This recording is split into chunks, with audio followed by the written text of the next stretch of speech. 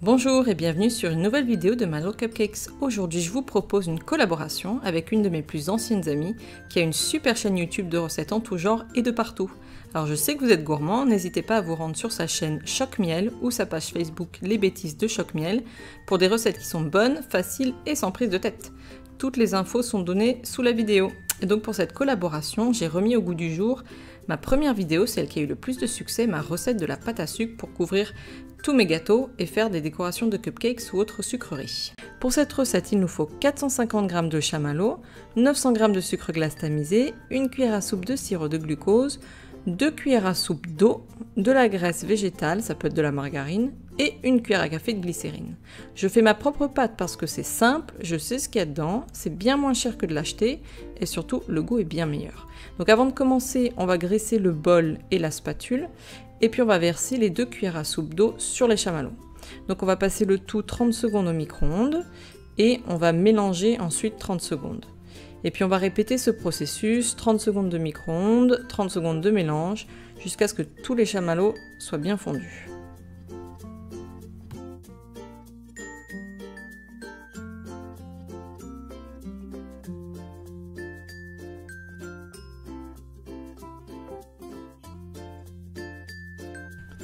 On vient ensuite verser le sirop de glucose qui va donner de l'élasticité à la pâte. Et pour être bien sûr que tous les chamallows étaient bien fondus, on peut repasser le tout 15 secondes au micro-ondes si on souhaite. Voilà, tout est bien homogène. Il ne reste plus qu'à ajouter le sucre glace, une tasse ou une tasse et demie à la fois.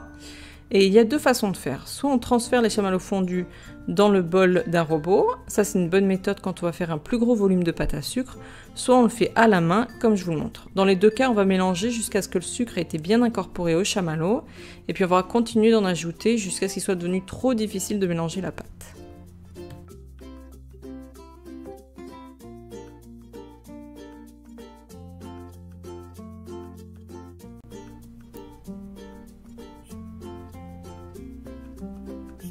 Donc idéalement, la pâte doit ressembler un peu plus à une boule que ce que je vais vous montrer. Mais je dois dire que je me sentais assez faiblarde ce matin. Voilà. Donc à partir de maintenant, on va utiliser beaucoup nos mains, d'où l'importance d'avoir une hygiène impeccable. Et si vous préférez, vous pouvez mettre des gants. Donc on va prendre le reste de notre sucre et on va verser environ les 2/3 sur notre plan de travail.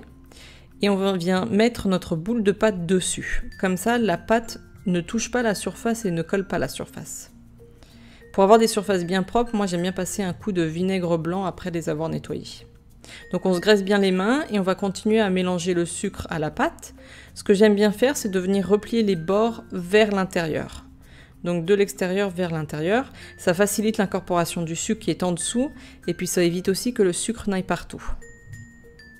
Alors si on veut tester si la pâte est prête, il suffit d'enfoncer un doigt dedans, et puis si ça colle, c'est qu'elle n'est pas encore prête, et donc il faut rajouter du sucre.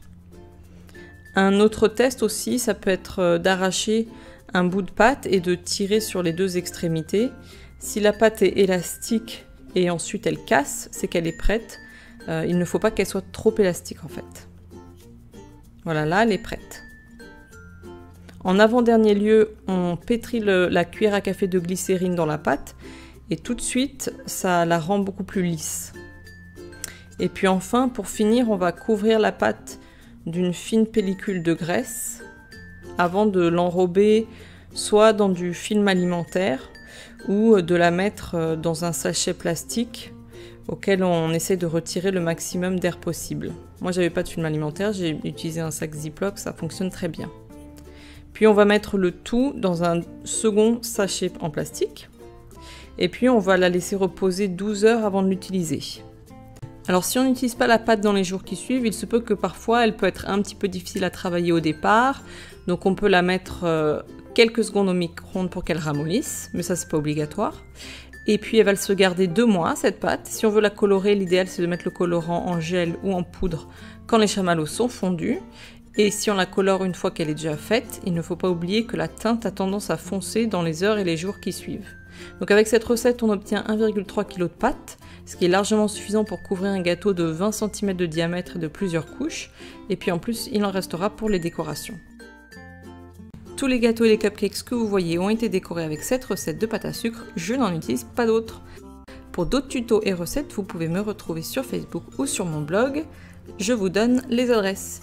Et n'oubliez pas également de visiter la chaîne de Choc Miel pour des excellentes recettes de gâteaux, cupcakes et autres desserts. Je vous dis à bientôt et d'ici là je vous souhaite bon appétit et bonne décoration.